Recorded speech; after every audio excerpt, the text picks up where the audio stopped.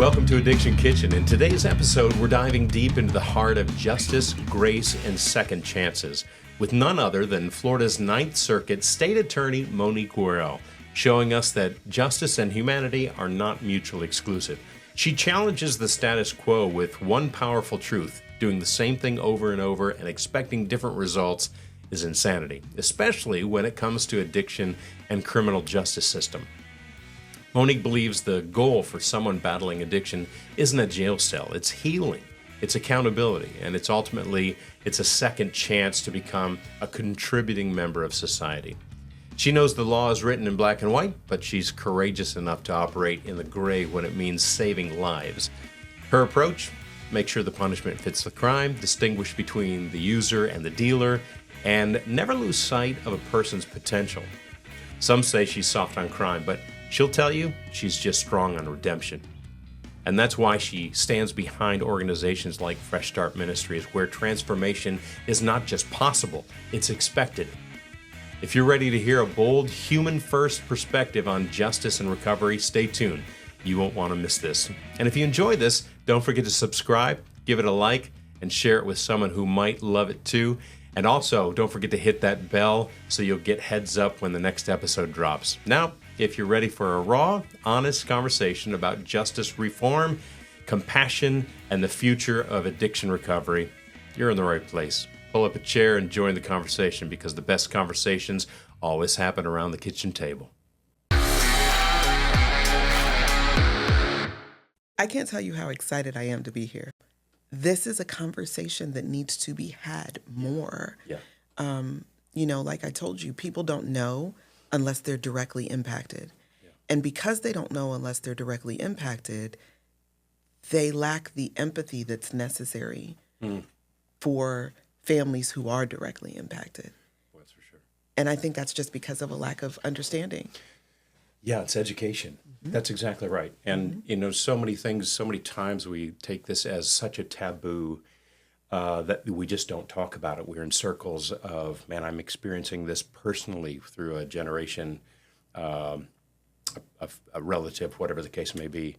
And it's amazing how when somebody opens up and knows a little bit more about it and says, man, this is something we've got to talk about, got to put it out there in the air, that's only when we can start to really say, these things happen, so now how do we move forward? Let's begin with the end in mind here.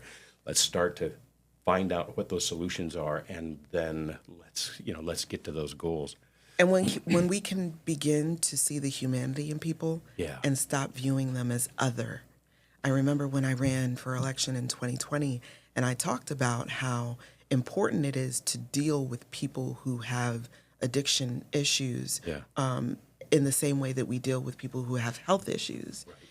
And people talked about, well, that's different because it's a choice. Mm-hmm. And what I began to explain is that a lot of times it's a choice that physiologically cannot be overcome without support. Mm. And without that support to make different choices, people often fail. Yeah. And people they just don't look at it that way, because as a society, we're not trained to look at it that way. That's such a great comment. We feel like, hey, here's the infraction and here's the punishment. And what happens in between to work on preventative? And I know that's what you are all about, my friend, and I absolutely love that. State Attorney Worrell, you gave me permission the last time I was here to call you Monique. Yes. So I'm going to call you Miss Monique, because I still respect, and it's what I call people that I, have great respect for. Thank you. Let's just start with you were born in Brooklyn. Born in Brooklyn. You're a New York girl. I am. And you have a BA psychology from St. John's University in 1995. In 96, you moved to Florida. You got your JD degree from UF, law school. And you were assistant public defender in the Ninth Circuit. Then I'm skipping around here. I'm moving through it pretty fast, but the law professor at UF. Yeah.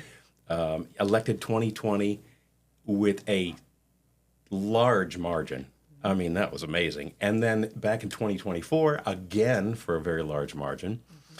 And you serve over 1.9 million residents. Yes. I mean, over 1 million tourists, 60,000, overseeing 60,000 prosecution cases.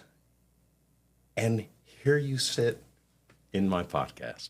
I mean, that's really impressive.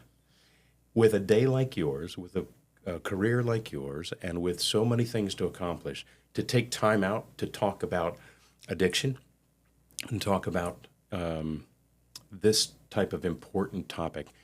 Tell me why it is that important to set aside your busy schedule and come and chat about this a little bit. Well, this topic is near and dear to my heart. And it is a huge motivation behind why I'm where I am today. Right. So I am thrilled to be here. This isn't, I don't view it as an imposition or, something that I needed to fit in. I am excited to be here to have this conversation because I believe that community education on this particular topic is so important that people understand how addiction happens, how we need to view addiction as a community, and how we can help to support those individuals and the families who are impacted by addiction. So I'm all for it and would do anything I can to assist in that because to me, conversations like these lead to prevention. And that is a cornerstone of my goals in my administration is prevention. Yeah, that's huge. I was reading some things about you, just getting ready to have our chat, as I do with our guests. And one of the things I read was that you emphasize prosecutorial discretion, and I really like that it prioritizing prevention, rehabilitation, and alternatives to incarceration. This, I wouldn't be sitting here if it weren't for second chances in my life. And that's one of the things that got me excited about being CEO, executive director of a company, a ministry that's all about reaching out to men who they may be on their last leg and need a second chance. Tell me how does that play in, you're on the prosecution side, but yet there's alternatives and options. How do you find that happy medium? I think that it is necessary for us to understand we all need grace. Yeah. We all need grace. Amen. And you mentioned that I was a law professor. I was a law professor at UF for 17 years. And I often started my law classes out by asking, without a show of hands, but internally think about how many of you have done something in your lives that if anyone else found out about it, you might not be sitting here today. Oh, that's strong. Right? Yeah. And the difference a lot of times between those of us who consider ourselves successful and those of us who are not is the difference between whether or not you got caught doing the thing that people in our society frown upon. And when we begin to think less of ourselves in that way, and when I say less of ourselves, I mean when we begin to walk in humility, then we understand that but for grace, we would not be where we are, and that we have to extend that same grace to others. I spent the majority of my career as a defense attorney, and I got to see people at their lowest points in life.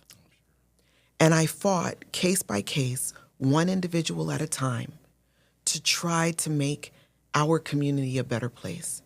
I fought for second chances for individuals who were scorned.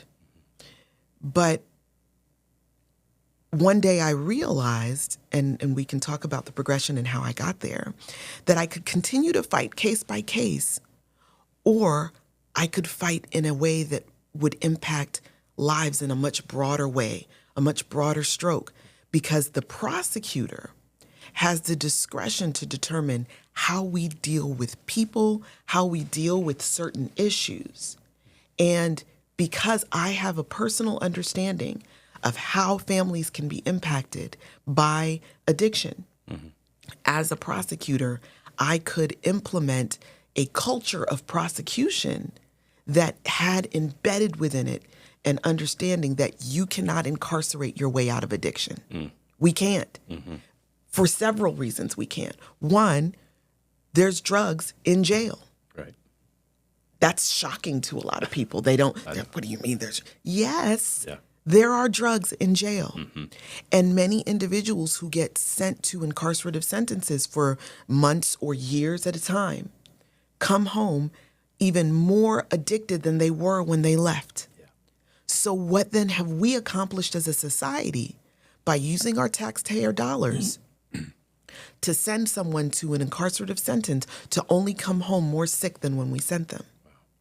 Would it not be more economical, if not humane, for us to use those dollars in a program like Fresh Start Ministries, where we could send someone to actually get healed from their addiction? And I say healed because addiction is a physiological illness. It's not a behavior that can be modified through punishment. Yes, breaking the law comes with consequences. It does. And there are punishments. But addiction is a physiological illness, and that is recognized in many countries outside of the United States. And they deal with it differently there. And that's why people can become free quicker in other places than they can, because we as a society have to change our mindset.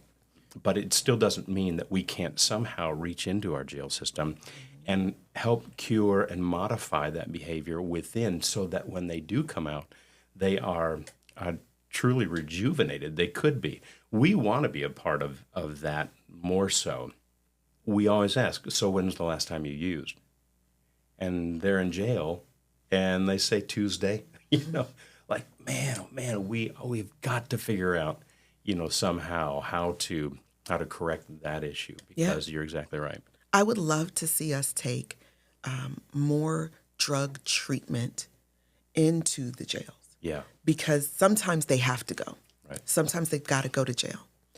But if we could facilitate a truly clean environment, separating those who are addicted from those who were selling, right? And sometimes there's overlap between the two. So there's nothing that I say that's going to be an absolute or complete. But separating the best we can, those who are addicted from those who were selling, then we can create an environment that is conducive for real healing and treatment. That's true. So that when they come home, they can go to an aftercare type of setting to help them now adapt to living in a world without all the walls and still make right choices, right? But if we could begin their treatment while they're in custody, saving them from the harm of continuing their addiction, then we could do so much more. But right now, our jails and our prisons are just not set up to facilitate that. Does a lot of the punishment fit the crime, or is sometimes a little bit stronger than it should be? And how do you adjust that? How do you correct that? We correct it through our legislature. We correct that through empowering and educating the lawmakers to understand the physiological illness that is addiction, and creating laws that recognize and are able to properly differentiate users from dealers. And it's education that I've tried to implement in my office as well, so that my attorneys can be trained to try to differentiate users from dealers, and the dealers that are dealers to facilitate their use, right? Because that's a thing. Yeah. So that we can make laws that facilitate people who need help getting help. Right. And people who are trying to exploit the addiction of others getting the punishment that they deserve. Yeah. Right? Yeah. And it takes a lot of very thoughtful, educated analysis to be able to do this. But it is something that needs to be done, because you have people who are, they get up every day and they work to exploit the addiction of others. They make a living off the addiction of others. Yeah. And it is essential that we stop those people from gaining from the desperation and the downfall of others, while also helping the people who are in that downfall and that desperation. My ability to control it is limited because I don't make the law.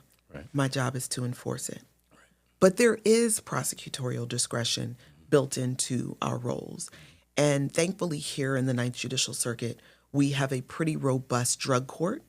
So we can divert some of these cases through our drug court program that is focused a lot on rehabilitation, understanding the fact that part of rehabilitation sometimes means that people will relapse, and not punishing relapse, but allowing people the opportunity to relapse and get back up and start over again.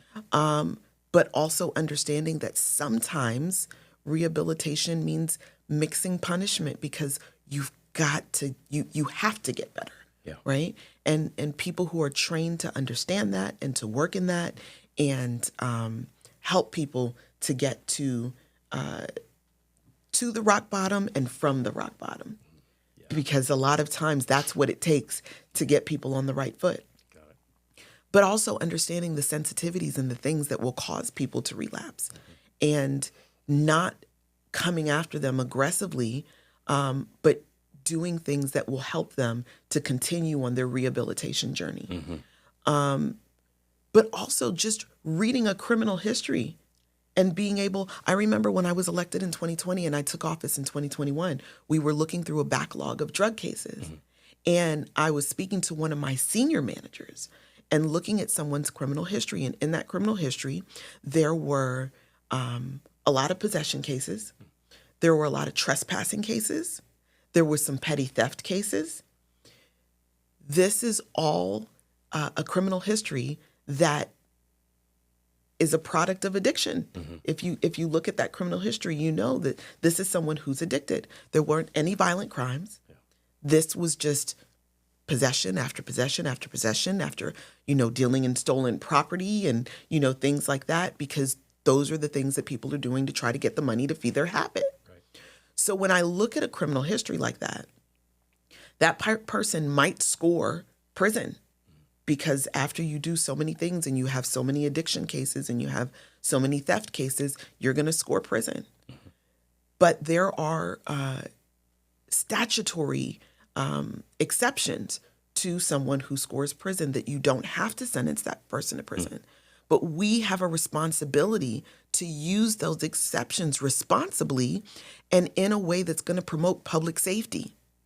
So when we do that, we have to keep in mind, we're not just giving this person a get out of jail free card. What are we doing to ensure the success of this person and our community? Yeah. And is that their enrollment in a program like Fresh Start Ministries? Yeah. Is that their enrollment in a drug court program? Right. Is that monitoring that requires them to test on a regular basis for drug use? Is that a probationary program or a home confinement program that really monitors their movements? It can't just be, we're not going to send them to jail. What are we doing in lieu of jail to make sure that they change their behavior? Yeah. And that's what we have to do. Yeah, and that's a great thought, and exactly how and why we exist. We have guys that come in here for a 12-month program, and then we have our aftercare facility as well. And this is not just a quick fix, come on in for a couple months, and then you're going to walk out with no follow-up. If you make it too hard for them to do, then who are we benefiting? Yeah. And yes, we can do hard things. But if you make it easier to go use, then they're going to go use. We have to give them support. And by we, I mean community, I mean society. When I was listening to the programs that you were talking about that you do, reestablishing relationship with family is so important, because you have families that are torn apart by addiction, right? You have parents who have lost their whole life savings supporting their family member, who has gone through relapse after relapse after relapse after relapse, and people who have given up on their family members, not because they're cold or heartless, but because they're for their own self-preservation. Right. That they just can't go on the roller coaster with them anymore. Mm-hmm. But what I've seen in my 25 years now of doing this work, and in my own personal life with my own family member who suffered from addiction, is that loving them through it eventually pays off. Yeah. Loving them through it, giving them the support that they need, knowing what they need when they don't, providing them with access to restorative relationships, helps the kind of executive functioning that you're talking about, learning how to, use a checkbook or function in a job interview. These are the sort of things that help people get back on track. And I know that there's success stories. I may not know each of them personally because prosecution is set up in such a way that we don't know what happens to them afterwards unless they come back to us. Mm-hmm. But I know that they don't all come back. Mm-hmm. Sometimes they do come back, but they don't all come back because I am a person who go and I check, hey, what happened with this person? What happened with that person? No, they haven't come back. They haven't, reoffended. So I know they don't all come back. Yeah. And I believe, because research shows us, that it's because we put the time and the effort into ensuring that we set them up for success. But we know that those people, and there's studies out there that have shown this, that those people who strictly just get an incarcerative sentence, they go serve their incarcerative sentence, they typically recidivate, right? We know that the recidivism numbers shows that people who just go to prison and they do their, time and then they come out, that there's a high percentage of them that will recidivate, especially when it has to do with drugs. And that's why, if there has to be an incarcerative sentence, some sort of aftercare outside of that incarceration is so important, because we know that that reduces the numbers of people who, recidivate. Yeah. And then aftercare to the aftercare, right? There's levels to this, but I would really love to see more programs that are focused on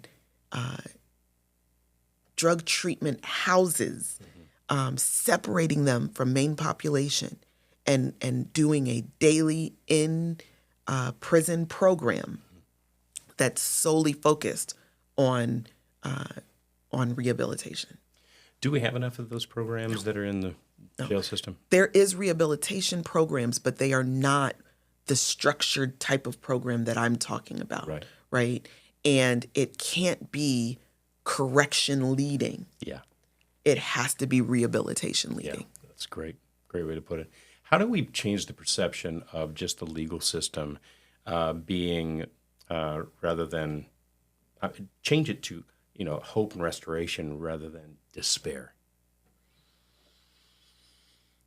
I think we have to change the mindset of society. One of my biggest struggles as state attorney is that I'm accused of being soft on crime. She's soft on crime. She wants to hug a thug, and, you name it. They label me with that. But, we talked about the fact that I was a professor for 17 years. I was the director of the Criminal Justice Center at the University of Florida. So I have the benefit of research, psychology, criminology, and understanding how we can actually prevent crime, how we can actually restore individuals who commit crime. Because we as a society have this very false sense of the criminal justice system, as though people get sent to prison for the rest of their lives for the smallest of infractions. That's not the reality of how the system works, right? Nor should it be the reality of how the system works. So understanding that the average prison sentence is 3 to 5 years, we need to be more forward-looking at what happens when that average of 3 to 5 year prison sentence has been completed and that person comes home, how do we as a society, because it's in our best interest to ensure that that person doesn't recidivate? So why aren't we focusing our energy more on how do we help this person become a productive citizen? Right? That's what we should want. Because the more that we can produce productive citizens, the less crime that we'll have in our communities. And after all, that's what we should be focused on. So I think we have to change the mindset. One, as it relates to addiction, this is not just a choice. It is a physiological illness that needs support so that people can make better choices, so that they can have the freedom to make better choices. Not everyone who becomes addicted just went out into the street and started using drugs. Many people become addicted because of painkillers, prescription pain medication, and then they're habit forming and they don't know how to get away from them. Some people suffer from mental illness, and that's my family story, right? My oldest brother, who is a veteran of the United States Air Force, was diagnosed with PTSD and bipolar disorder. And that mental illness caused him to use narcotics instead of the prescribed medications. And you'll find that this is many people's story, right? That they fall into addiction because they are self-medicating to avoid the feelings of that mental illness. Hey, we would love to hear from you. So drop your questions or comments below, and we'll do our best to address them in the future episodes. Stay tuned for more Addiction Kitchen. So we need education for our community on how this happens to people, and stop otherizing people, but seeing them as human. Seeing them as human beings with illnesses and faults just like all of us have. But theirs are more pronounced. They're more frowned upon by society, but not any less in need of grace, not any less in need of healing, not any less in need of care from our society to help them become more productive citizens. And I know, because I've seen it in my own family, through the success story of my older brother, who now is a employee at the United States Veterans Administration, who is married and has a family and is thriving and doing well, that people who are given the love and support of their families and of the community can thrive and can do well if we give that to them. But people who we throw away can continue to reoffend and reoffend and reoffend. And that not only hurts them and their families, but it hurts us as a community. So we have to change our mindset on how we view addiction and get serious about helping people. No doubt. We have a weekly family counseling just because codependency is such a huge issue. And, you know, when they're saying from home, you can come home, we'll take care of you. I mean, the door's open and they're gone. So how did you overcome, or did you, you know, when your brother was in his situation, how did you overcome the feeling or the desire for codependency? Was that hard? Or did you just have tough love and you just say, no? I think that I was at a point in my life where I wanted off the roller coaster. I was that family member that I described earlier. I wanted off the roller coaster because my heart had been broken so many times by the relapse. And I still loved him and wanted him to do well, but I needed to personally get off the roller coaster. And I needed him to take his own recovery seriously. So many times family members, I mean, there's so much just anger, sometimes hate, that they never open that door again, when that's sometimes all the addict needs, is just to know that they are loved and cared for, and that you love me unconditionally. You know, just, I love you because I love you, period. Kind of the same way God loves us, you know, just look. how you know how hard is it sometimes when you see people who fail especially with addiction in prosecuting those situations? How hard is it to separate your emotions from that? So, as the state attorney, I very rarely have cases that are my own. Yeah. I do have a few cases, but I reserve my prosecution for very violent offenses, those offenses that are pretty black and white. There is no gray. Right. I view addiction as a very gray area. I view drug cases as a very gray area. And there are people who are equipped to do that. Yeah. I'm not one of them. Yeah. So I don't, do that. Now, everybody doesn't have the ability to choose which cases they prosecute. Right. But as the state attorney, I do. But because of my, personal and emotional experiences, I distance myself from those types of cases. But I feel that from a bird's eye view, I can help to establish a culture that takes our responsibility for community safety very seriously and puts it as a priority, while also doing it with grace and an eye towards helping individuals who are serious about becoming free from addiction doing that. Yeah. My dream is to have a training facility of some sort where we can train more people within our program to be able to help others, to sit across the table and say, hey, man, I've been where you are, and I know, look where I am, you can get there too.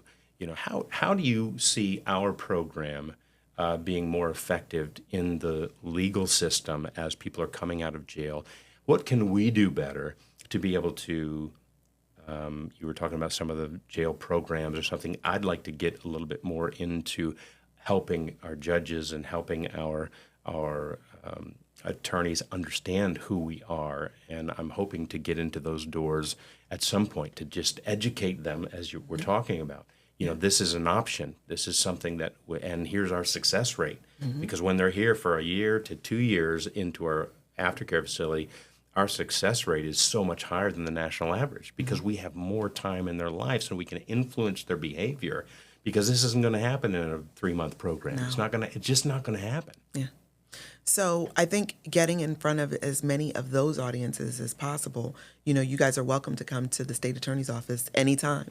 Awesome. I think getting in front of judges and judicial trainings, getting in front of the, corrections, and law enforcement, really. Yeah. Because, like I said, this has to be a community effort. Yeah. This has to be a community effort. And more people telling their stories. My family is a very private family. And I remember when I ran in 2020, my mom was mortified that I was going to actually expose our family secret and talk about my brother's situation. And you would be surprised, or maybe you wouldn't be, but many people would be surprised to know how many people came up to me and said, thank you.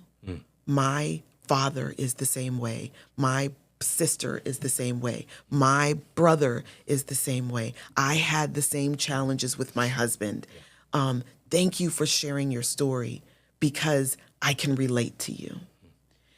And taking families out of the bondage of the shame that they live in, and understanding that you haven't done anything wrong. You haven't done anything wrong, and this isn't anything to be ashamed of. And that together, as a community of people and families who have been impacted, we can help our loved ones be strong. And as a community of people who have people in their communities who suffer from addiction, that we can help them, our community members, become free from addiction. When we lend that helping hand, when we put programs like Fresh Start Ministries in place that will help them instead of judging them harshly, then we can rid our communities. One of the biggest things right now is fentanyl overdoses. One of the things that we're dealing with in the state attorneys is overdose deaths. Yeah.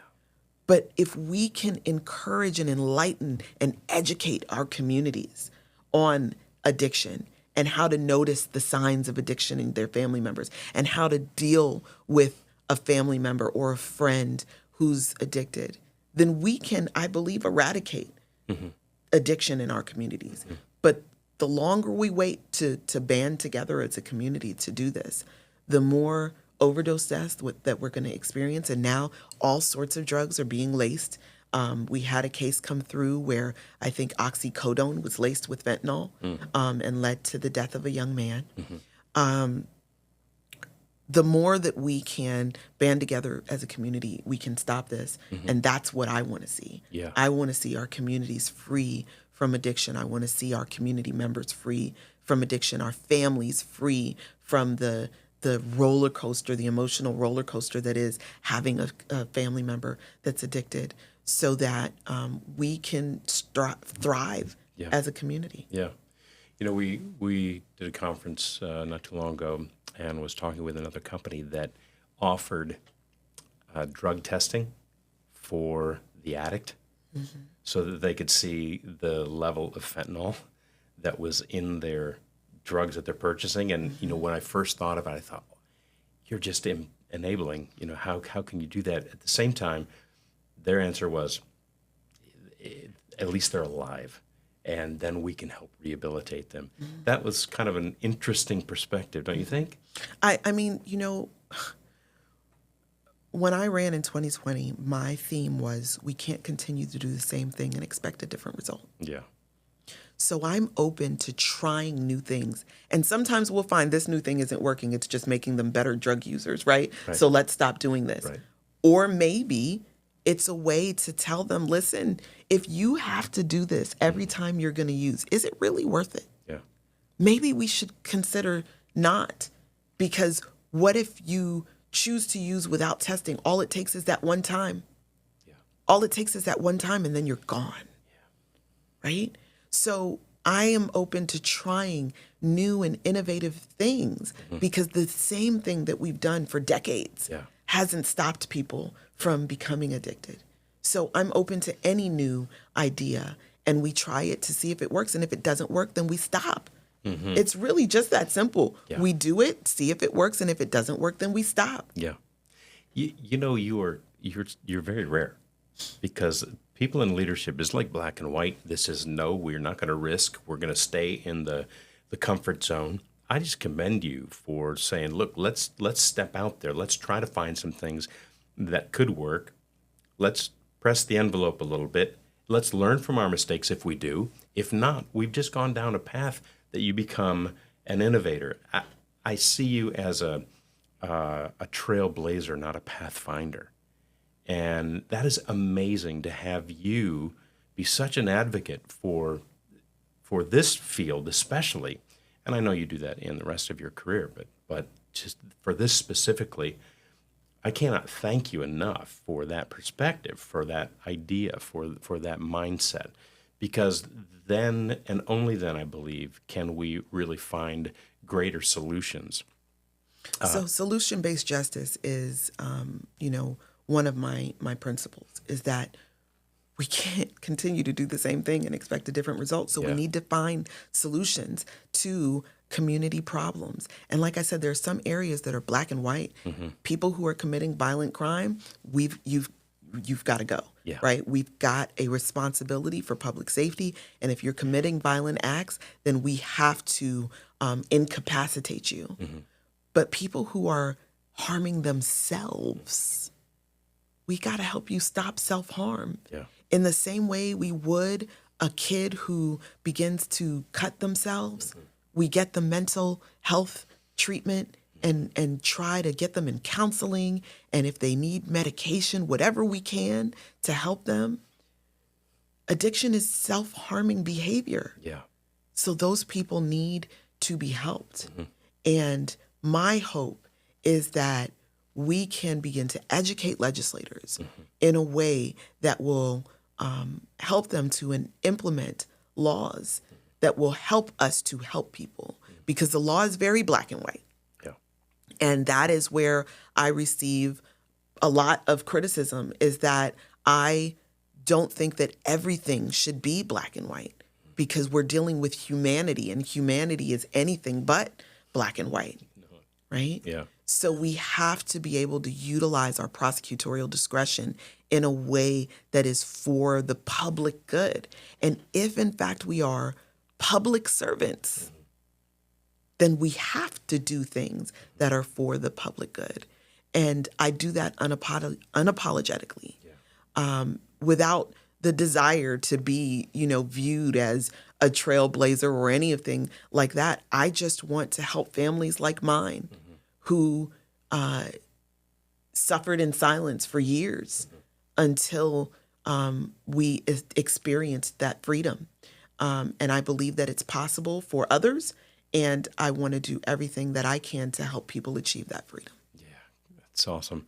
How do we see such a difference of people that are coming through our doors today than we did 10, even 5 years ago, 10, 15 years ago? How do you see that in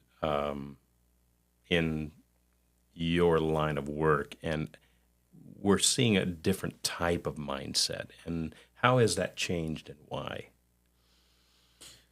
Oh, that's a deep question, I know. Yeah, that's a deep question. We're living in an unprecedented time where there are unprecedented pressures even. When I was growing up, I remember, my parents were older parents. And I remember feeling like they were out of touch with, where I was. But now I find myself as an older parent feeling out of touch with where my kids were, right? We are in an unprecedented time, and COVID has changed things. Some things for the better, but some things not so much. And lack of human touch, human contact, being able to sit in your house behind a computer and get caught up in your own thoughts without someone to intervene and say, hey, why don't you think about things from a different perspective? Sitting in the echo chamber of people who think just like you without being exposed to perspectives of people who don't allows a lot of self-righteousness. Because when you only listen to voices that echo the voices that you believe in, then you think of yourself as right because you won't allow another perspective to challenge your own perspective. And I think that that is so in every area, including, people who are addicted, as well as that you don't have people who are willing to think outside of themselves. And I think it is harmful to us as a community, as a society. I think that there is a lot more hate that is now open and acceptable. We see it in our society with violence against people because of their beliefs and their thoughts. I am hopeful that we will. We were never at a time where there was peace in the world, right? We were always fighting for world peace. But I think that we have reached a place where we have swung the furthest away from that goal than we've ever been before. And it's really going to take, in the same way that we say it takes addicts to reach rock bottom, I think that we will find as a community, we will reach rock bottom and hopefully then begin to get to a place where we are going back towards a goal of peace and humanity and caring for our neighbor. I don't know how many people live in a neighborhood still where you can go ask your neighbor for a cup of sugar. Right. That's not a thing anymore. I've lived next door to the same people for probably 20 years and I don't know their names. Right. We are in a very different place in society, whereas I grew up in a neighborhood where not only did I know my neighbors' names, I knew their kids' names, their families' names, their parents' names, right? So we're in a different place where the internet has made it where people can turn inward instead of outward. And I think that that has fostered a lot of negative societal consequences. Yeah, man, that's a great answer. We really struggle, or not struggle, strive to stay relevant. And I think that's really our message is the same here at Fresh Start. but the methods have to change. And so trying to keep up with that, to be able to speak the language of the people who are coming in that really relate to them is a constant focus that we have, so that we can truly relate to them, that they know we are speaking your language, we relate to you, we care about you, we love you, but these are the rules. And this is what I love talking with you about is I see a compassion about you, but I do not, and I'll repeat, I do not perceive that as weakness. I see, listen, we need more humanity and more compassion in our world, especially in positions of leadership. Mm-hmm. But we also have to realize that there are consequences for our wrongdoings. Mm-hmm. And that's just going to happen. That's how we rehabilitate. And we have our guys here that have to go through, sometimes they make some bad choices. Mm-hmm. If it's a bad enough choice, unfortunately, they have to be discharged because we cannot impact the rest of our men in the program and, punish the masses for the mistakes of the few. Consequences and structure is something that is, I think, one of those things that are fading in our current society. That's a good point. That's a good point. But there has to be consequences and there has to be structure. And as a leader, even in my office, I said earlier that, there are some things that are black and white, and then there are areas of gray. And in managing people, I have a staff of nearly 400 people. Mm-hmm. There has to be structure. Mm-hmm. And there have to be consequences. And for far too long, there are people who don't really want to manage. They just want to kind of let people do things willy-nilly, and that we can't run an office that way. Right. There has to be structure. Right. And when people fail to adhere to that structure, there have to be consequences for failing to adhere to that structure. And yes, there is grace. And we don't, bring the hammer down on, everyone for the slightest offense. That's not what I'm saying. Right. But we have to produce consistency in our work. Mm. And I tell my staff all the time, that's very important to me, that we don't have different outcomes based on the differing thought process of any individual lawyer. Right? That as the leader of this particular house, I set the standard that we follow, and you do it within your ability to follow it out within your own discretion, but it can't be how you want it to be. It has to be how I have designed it to be. And it's essential that we have consistency in outcomes. And that only comes with structure. Yeah. And consequences for deviating from that structure.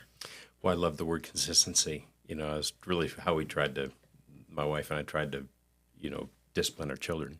Like yes was yes and no was no. And they just knew, hey, if you break the rules, this is the consequences. Mm-hmm. And that's what we talk to our guys out here. Tons of love. We still care for them and respect them. But at the same time, when you make those decisions, you're going to have to pay the price for it. Mm-hmm. Listen, I cannot thank you enough for being here. Typically at our addiction kitchen, we always have a to-go box, right? Because we're going to wrap it up, and it's a takeaway. Yeah.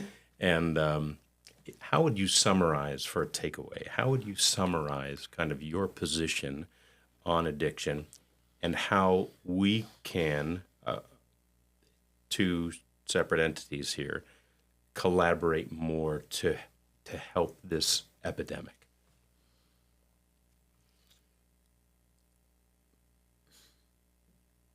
A lot of leaders say they believe in God, but they don't believe in grace. And I could never reconcile that inconsistency. And even in the Bible, it says that there are consequences for actions. So this isn't to evade or escape consequences. But if you believe in God, then you know that we have escaped the greatest consequence because someone else paid that price. Yes, we have. So then how can you in good conscience stand before a community and advocate only for punishment and not grace. Even as a state attorney whose job is to impose or advocate for punishment. So my position and my takeaway, particularly as it relates to addiction, is that we have to balance punishment with grace. And we have to educate our community in understanding the foundations of addiction. The fact that addiction is a physiological illness. And while people make choices every day to use or not to use, those choices are driven by internal things that have to be addressed. And that the more we can educate people on that, so that they can understand that choosing to send someone to a drug program instead of to a prison program, choosing to send someone to a drug program in addition, sometimes, to a prison program, is not being soft on crime. Yeah. It's choosing how to balance punishment and grace in an effort to build a community that is stronger and safer for all of us. And as state attorney, I rely on partnerships with community organizations like Fresh Start Ministries to help achieve that goal that is focused purely on community-based outcomes. Because when we have men who come through this program and come out finding themselves free from addiction, going through aftercare, remaining free from addiction, then we have another productive member of our society who can work, who can contribute, who can provide outcomes in our community that helps us be stronger and safer together. And that is my goal. It is my priority, and it is what I strive to do every single day as your state attorney. Miss Monique, that was amazing. Thank you so much for sharing your heart, sharing your thoughts, sharing your family situation. I just can't thank you enough for being so transparent. But I will tell you this, that we will continue to pray for you and your leadership and your impact on this community. I'm really glad you're doing what you're doing. And I'm so thankful that you would find time in your schedule to come here to Fresh Start. But I'm looking forward to being able to partner with you more and finding more ways and being a resource for you, for our community, for more of an outreach to be able to make a difference in our community here and beyond. So I just can't thank you enough. You're an amazing lady. So thank you for your leadership, and thank you so much for sharing. Thank you so much for having me. It's been a pleasure to engage in this conversation with you, and I'm happy to come back anytime. Awesome. We will definitely plan on that. All right. Thanks again. I appreciate you.